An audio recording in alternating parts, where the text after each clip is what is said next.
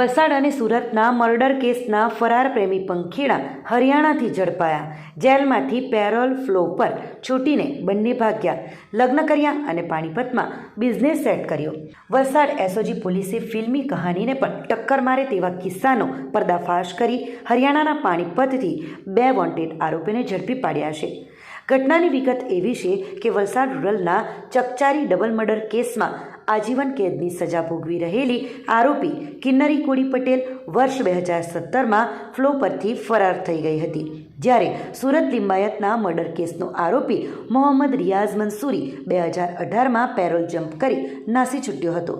લાજપુર જેલના આ બંને કેદીઓ ફરાર થયા બાદ એકબીજાના સંપર્કમાં આવ્યા હતા અને પોલીસથી બચવા છેક હરિયાણાના પાણીપત પહોંચી ગયા હતા।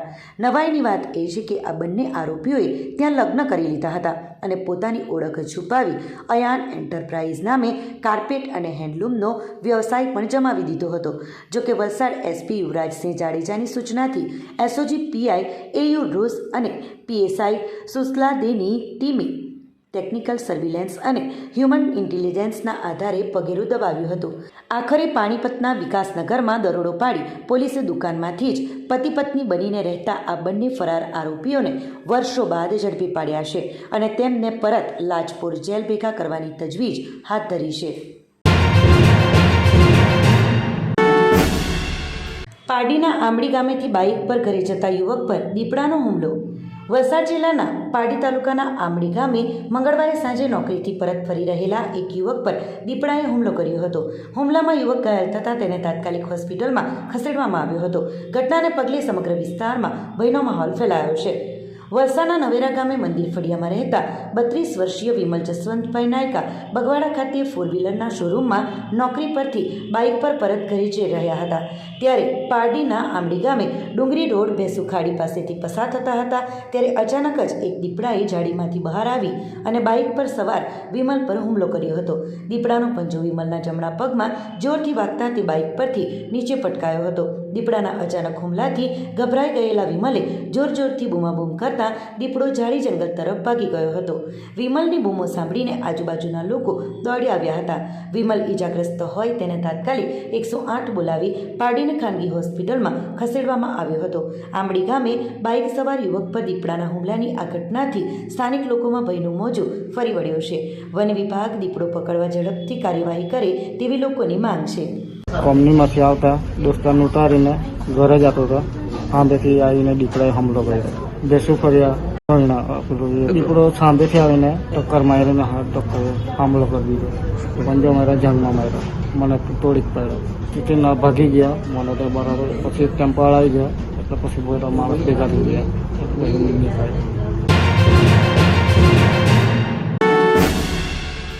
વાપી ઓવરબ્રિજ નિર્માણમાં ઘોર બેદરકારી। ક્રેનનો કેબલ તૂટતા મજૂરોનો આબાદ બચાવ, સુરક્ષાના અભાવે મોટી દુર્ઘટના સહેજમાં ટળી। વાપીમાં છેલ્લા 5 વર્ષથી ગોકળ ગાયની ગતિએ ચાલી રહેલા અને અનેક વિવાદોમાં ઘેરાયેલા ઓવરબ્રિજના નિર્માણ કાર્યમાં આજે ફરી એકવાર કોન્ટ્રાક્ટરની ગંભીર બેદરકારી સામે આવી છે, જેમાં ક્રેનનો હેવી લોડ કેબલ અચાનક તૂટી પડતા નીચે કામ કરી રહેલા મજૂરોનો ચમત્કારિક બચાવ થયો હતો। આ ઘટનાનો વિડીયો સામે આવતા જ સુરક્ષા વ્યવસ્થાની પોલ ખુલી ગઈ છે, કારણ કે સાઇટ પર ન તો સેફટી નેટ હતી, ન બેરિકેડ કે ન તો મજૂરો પાસે હેલ્મેટ અને સેફટી જેકેટ જેવા કોઈ સુરક્ષાના સાધનો જોવા મળ્યા હતા। પ્રત્યક્ષદર્શીઓના જણાવ્યા મુજબ કેબલ તૂટતાં જ મજૂરોએ જીવ બચાવવા દોટ મૂકી હતી અને જો 1 સેકન્ડનો પણ વિલંબ થયો હોત તો વાપીમાં આજે એક મોટી કરુણાંતિકા સર્જાઈ હોત। કરોડો રૂપિયાના આ પ્રોજેક્ટમાં સુરક્ષા અધિકારીની ગેરહાજરી અને પાલિકાની ચૂપકીદી સામે અનેક સવાલો ઊભા થયા છે। મજૂરોની ફરિયાદ છે કે માંગવા છતાં સુરક્ષા સાધનો મળતા નથી, તો બીજી તરફ ખુલ્લા ખાડાઓ અને જોખમી રીતે ચાલતા કામને લીધે સ્થાનિક વેપારીઓ અને રાહદારીઓમાં પણ ભારે રોષ જોવા મળી રહ્યો છે। આ ઘટના બાદ જાગૃત નાગરિકોએ તાત્કાલિક કામ રોકીને સેફટી ઓડિટ કરવા અને જવાબદાર કોન્ટ્રાક્ટર તેમજ અધિકારીઓ સામે કડક કાર્યવાહી કરવાની ઉગ્ર માંગ કરી છે, જેથી ભવિષ્યમાં કોઈ નિર્દોષનો જીવ ન જાય। વલસાડમાં નીરા વેચાણ કેન્દ્રો બંધ કરાતા વિવાદ, લાયસન્સની અરજી પેન્ડિંગ રાખી કેન્દ્રો સીલ કરાતા આદિવાસી સમાજ અને સહકારી આગેવાનોમાં રોષ। વલસાડમાં છેલ્લા 71 વર્ષથી કાર્યરત અને ધરતીના અમૃત સમાન નીરાનું વેચાણ કરતી ડૉક્ટર કેશવભાઈ પટેલ વલસાડ તાલુકા નીરા તાળગોળ ઉત્પાદક સહકારી મંડળીના 7 જેટલા વેચાણ કેન્દ્રો પર લાયસન્સના અભાવે જિલ્લાના સંબંધી અને આબકારી અધિક્ષક જિગીસા ચૌધરીએ દવાઈ બોલાવી તાત્કાલિક અસરથી બંધ કરાવતા સહકારી ક્ષેત્રમાં ભારેલા અગ્નિ જેવી સ્થિતિ સર્જાઈ છે. મંડળીના પ્રમુખ બાબુભાઈ પટેલના જણાવ્યા અનુસાર મંડળીએ ગત 17મી નવેમ્બરના રોજ લાયસન્સ રિન્યૂ કરવા દરખાસ્ત કરી હોવા છતાં છેલ્લા 15 દિવસોથી કચેરીમાં સ્ટાફના અભાવે કે રજાના બહાના હેઠળ કોઈ કાર્યવાહી કરાઈ ન હતી અને આજે એકાએક કલ્યાણબાગ સહિતના કેન્દ્રો બંધ કરાવી દેવાયા છે. આ ઘટનાના ઘેરા પ્રત્યાઘાત પડતા ગુજરાત રાજ્ય નીરા ફેડરેશન પ્રમુખ ગિરીશભાઈ દેસાઈ સહિતના અગ્રણીઓએ વલસાડ દોડી આવી આ કાર્યવાહીને સહકારી પ્રવૃત્તિને કચડી નાખવાના કૃત્ય સમાન ગણાવી હતી અને આક્ષેપ કર્યો હતો કે દક્ષિણ ગુજરાતના અન્ય જિલ્લાઓમાં લાયસન્સ મળી ગયા છે, પરંતુ વલસાડમાં અધિકારી દ્વારા મનસ્વી વહીવટ ચાલી રહ્યો છે. વિશેષમાં સરકાર દ્વારા નિયત કરાયેલા જનતા ડેના દિવસે પણ અધિક્ષકે મંડળીના પ્રમુખને મળવાનો ઇનકાર કરતા અધિકારીની ઉદ્ધતાઈ સામે રોષ ફાટી નીકળ્યો છે અને જો ગરીબ આદિવાસીઓની રોજગારી પૂરી પાડતી આ સંસ્થાના પ્રશ્નોનો ત્વરિત ઉકેલ નહીં આવે તો ગાંધી ચિંધ્યા આંદોલન કરવાની ચીમકી ઉચ્ચારવામાં આવી છે.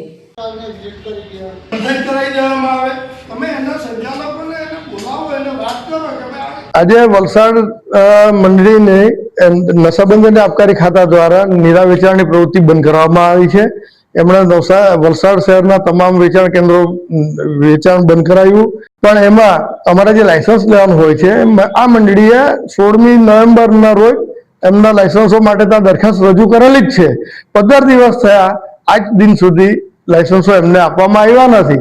મંડળીએ અનેક વખત ત્યાં રૂબરૂ મુલાકાત કરી છતાં પણ કોઈ સંતોષકારક પરિણામ કે એમના તરફથી કોઈ માર્ગદર્શન કે બીજી કોઈ વાત કરવામાં આવી નથી અને આજનું આ પરિણામ આવેલું છે, જે યોગ્ય નથી.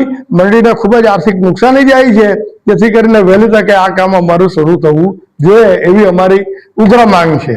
તો અમે આગળ કંઈ પણ એના ઉચ્ચ અધિકારીઓને રજૂઆત કરીએ, પદાધિકારીઓને રજૂઆત કરીએ કે પછી ધરણાનો બી કાર્યક્રમ કરીએ, કારણ કે આ એક જનજન પ્રવૃત્તિ છે, તો અમે ગાંધી ચિંધ્યા માર્ગે ચાલીશું.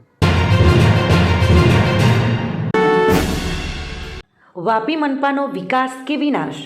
33 કરોડના ધુમાડા બાદ પણ એસટીપી પ્લાન્ટ શોભાના ગાંઠિયા સમાન.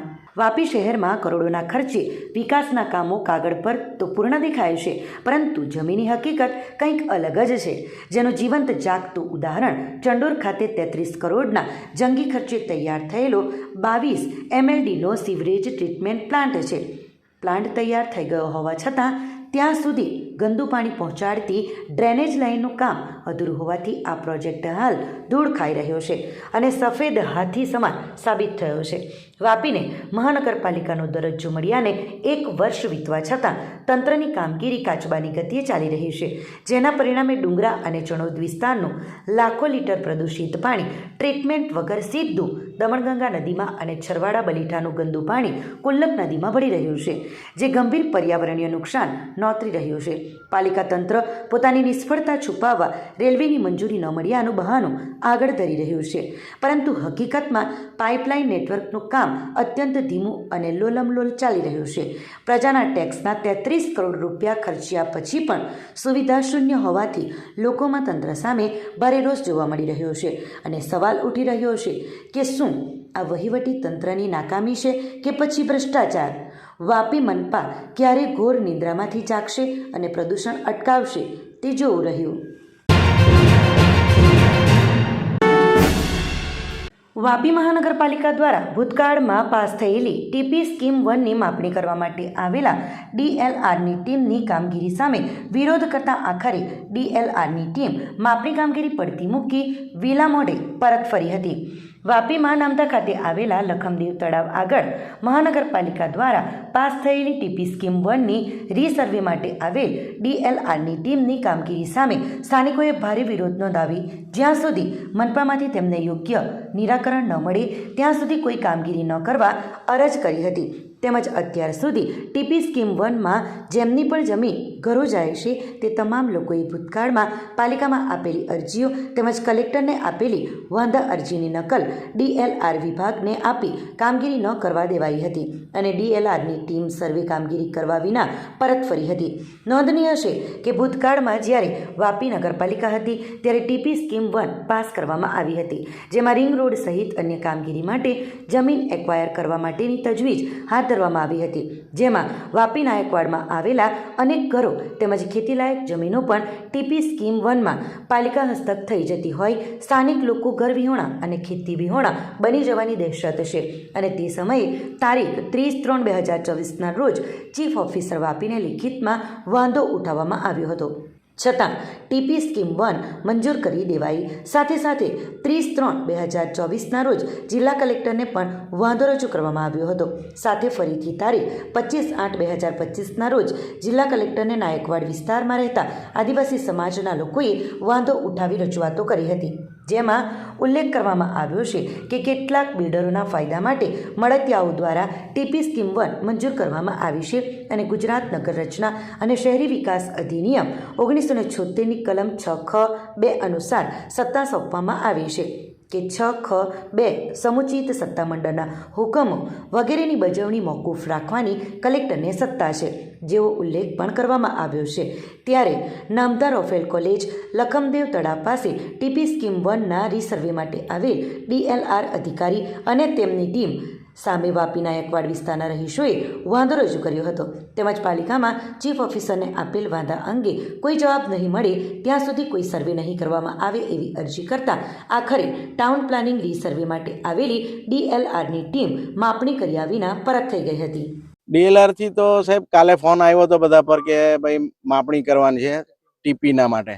અમે સવારથી 9 વાગ્યાના અહીંયા આવી ગયા, પણ સવારથી સાહેબ લોકો કોઈ નહીં આવેલા હતા. અમે માપણીનો વિરોધ કરીએ, માપણીનો ટીપી સ્કીમ 1નો જ વિરોધ કરીએ છીએ, કેમ કે અમે ટીપી સ્કીમ 1ના માટે અમે મામલતદાર કલેક્ટરમાં અરજી આપી છે, નગર નિયોજન અને મૂલ્યાંકન ખાતે વલસાડમાં એફિડેવિટ નોટરી કરીને એના વાંધા અરજી આપી છે, પણ એફિડેવિટ નોટરી કરીને આપવા છતાં પણ એમના દ્વારા કોઈ એક્શન નહીં લેવામાં આવ્યું. અને આજની તારીખે આજના દિને કોઈ જવાબ નહીં આપ્યો અને આજના દિને એમણે રીસર્વે કરવા મોકલી આપ્યો. તો મારું સરકારશ્રીને એમ જ કહેવાનું છે કે જો તમને ખબર હતી કે આમાં સતી સુધારણા છે તો ભાઈ તમે ટીપી 1 કઈ રીતે પાસ કર્યું, એના માટે અમે આજે વિરોધ કરીએ છીએ ને આનો બહિષ્કાર કરીએ છીએ. કેટલા એટલે 700-800 ઘરો જાય છે અને જમીનો પણ જાય છે, એટલે એના માટે અમે વિરોધ કરીએ. તમે ખુલ્લી જગ્યામાં ટીપી કરો તો અમને કોઈ વાંધો, પણ આ તો અમારા આદિવાસીના ઘરો તૂટે છે એમાં, એટલે અમે સખત વિરોધ કરીએ છીએ. એમાં નગરપાલિકા તો કહી દીધું ભાઈ અમારા હાથમાં નથી, ટીપી 1 ગાંધીનગરથી પાસ થઈ છે એટલે તમે ત્યાં જાઓ.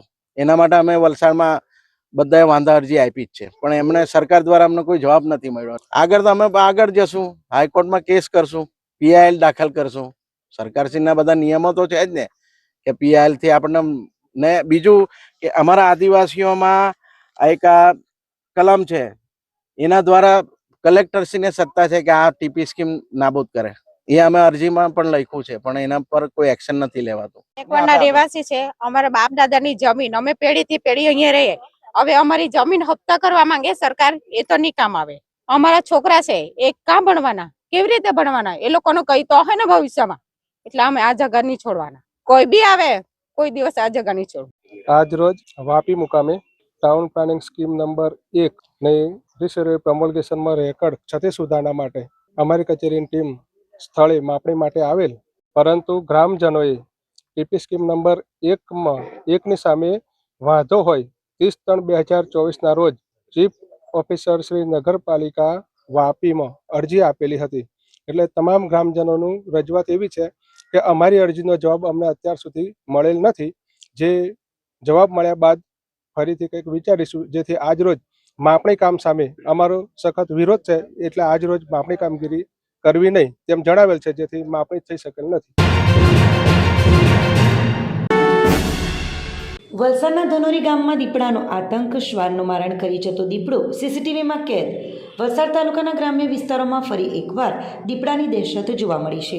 વલસાડ નજીક આવેલા ધનોરી ગામમાં દીપડો દેખા દેતા ગ્રામજનોમાં ભયનો માહોલ ફેલાયો છે.